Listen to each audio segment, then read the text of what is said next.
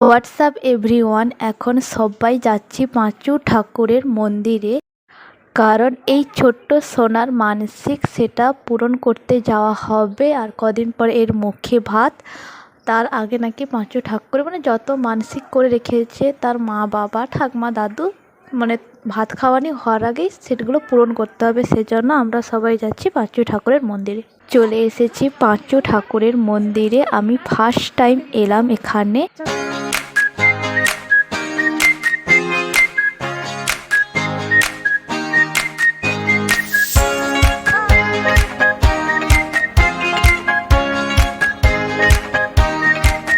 তো বাড়ি চলে এসেছি। মা এসে রান্না করেছি আলু ভাতে, কাঁকড় চচ্চড়ি, আর এখানে ডালের ঘন্ট হয়েছে।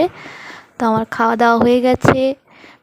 এখানেই মিনি ব্লগ শেষ করলাম। তো যাওয়ার আগে আমার চ্যানেলটা সাবস্ক্রাইব করে দাও। বাই।